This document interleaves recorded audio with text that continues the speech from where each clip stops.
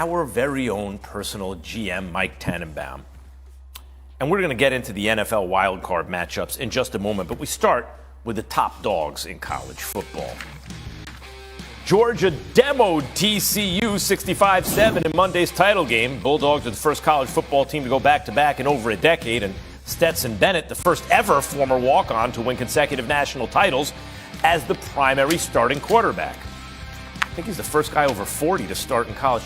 Georgia scored 65 points, won by 58, outgained TCU by a mere 400 yards. Each of those are title game records, of course. They also held TCU to just 7 plays in Bulldog territory. All right, let's bring it. Oh, I got both. I got Paul Feinbaum and Sam Acho. You were touch and go there, Sacho, for a second, but we got you. All right. We're going to get a perspective on Georgia's dismantling of TCU. Paul, so let's start like this. Are you more impressed by Georgia or disappointed in TCU this afternoon? Disappointed, because I thought Georgia would play well. I wasn't sure they could play that well, but I was told by everybody, and I mean the experts, like the fella we're about to hear from, how great this TCU team was. All the skill position, the quarterback, the wide receiver. And we saw a kindergarten team out there last night, Max. I mean, I've never seen it. I've never felt worse for a college football team. I just wanted to run out on the field and say, Kirby, no mas, no mas. Let these young men go home in shame. That's right. Georgia showed no mercy. That was unbelievable.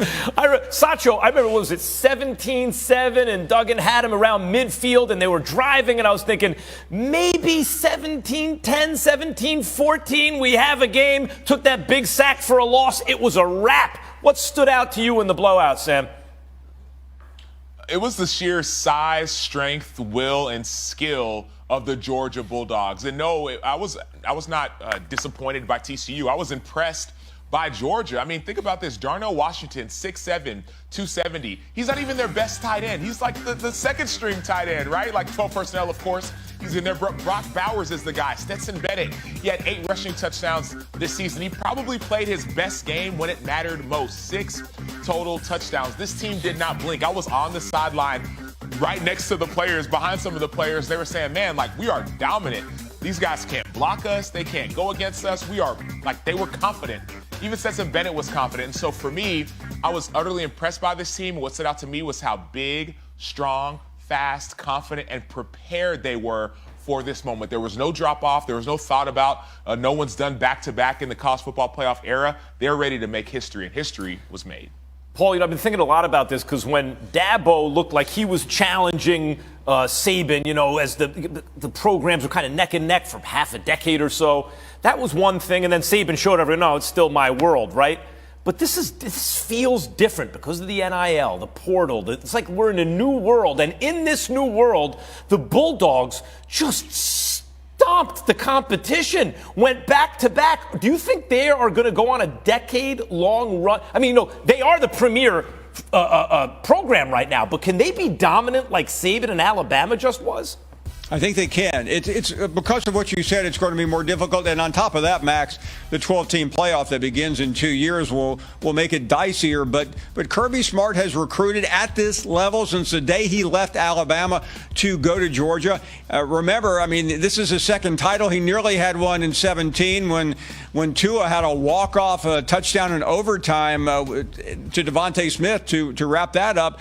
He recruits so well. He's built a program. It looks like Alabama because it is Alabama. This is the Alabama of the mid part of the last decade. And Kirby Smart was there, and he was a big part of it. And now he has his own program. And Nick Saban is still around. He's still a great coach. But I think Kirby Smart's program is better right now. Go ahead, Sacho. I'll say this. I'll say this, Paul, to your point. I said the same thing. Oh, man, it's, look at this. 2 championships. He's only 47 years old. Georgia's 29-1 over the last 2 years. They're the new, whatever you want to say, dynasty. Then I realized, and Heather Dinich helped me realize this earlier on Get Up. She was talking about, dude, Nick Saban's done this for the last 13 years. He has 6 titles with Alabama, 7th with a different team. He has 6. This is sustained success. And so, yes, 2 years is amazing. We have to celebrate it. But the sustained success, leaving out and keeping out all the entitlement, is going to be interesting to see. So, yes, applaud Georgia, but man, 10 years from now, what will they be? I don't know.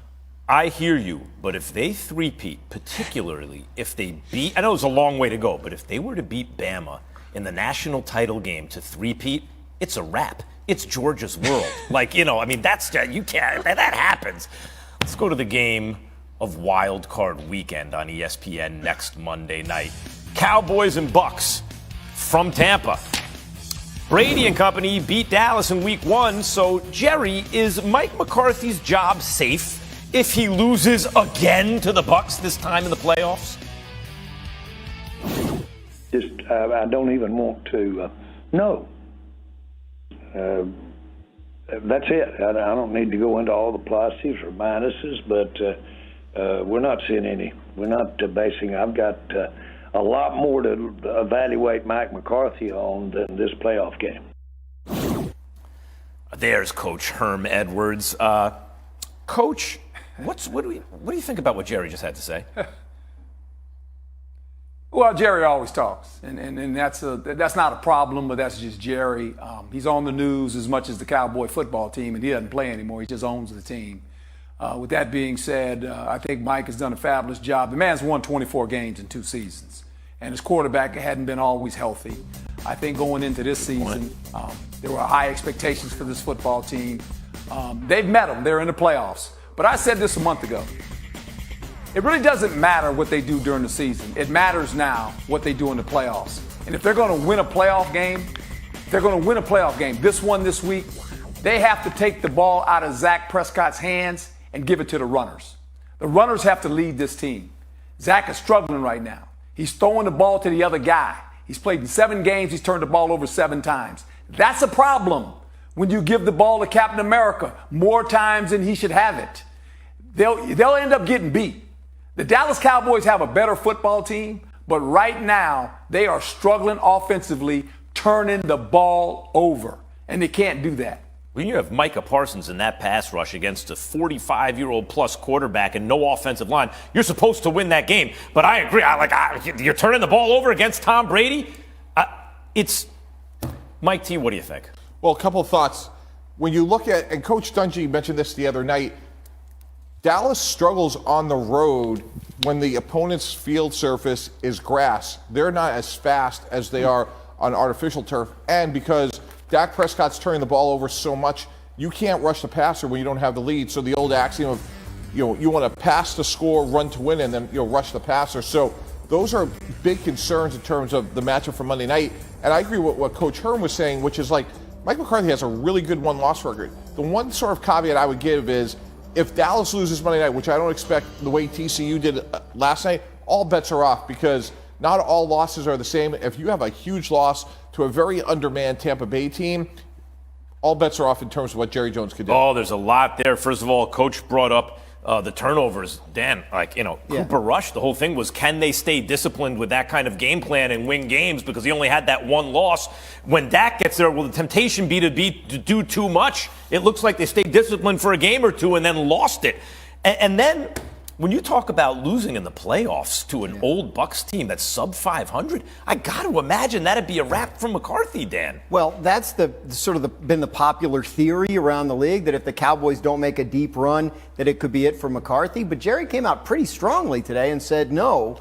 And honestly, I don't necessarily trust owners' public comments all the time, but if you look at Jerry's recent history, he's been pretty trustworthy at this time of year on this topic. Right? The years where he said, no, we're not thinking about moving on from Jason Garrett, they did not. The year where he kind of said, we'll see what happens at the end of the year, that's when they finally did. So he was so strong on this today that it makes me think that maybe all the chatter about this job potentially coming open might be mistaken. We'll see. To Mike T's point, if they lose 65-7, I could see them rethinking it. But the Dak thing is, I don't get it. He was never an interception guy. And now he just won't stop throwing them. And I just don't understand what it is. I don't think it's a matter of discipline. I don't think they've run the ball. Only 5 teams have more rushing attempts than the Cowboys. So it's not like they're not balanced on offense. And he has 8 interceptions in the last 5 games. So the whole trajectory of this offense is going backwards. 3 playoff wins. Is it now a quarter century that they have 3 playoff wins? Dak Prescott's very in good. year 7. They have 1 playoff win. If they get bounced in the first round and this coach keeps his job and the quarterback stays where he is, as a Giants fan, I'm laughing. You know what, Jerry? Keep everything the way it is. This just in. His grasp. It's been 41 years since one of the most iconic catches in NFL playoff history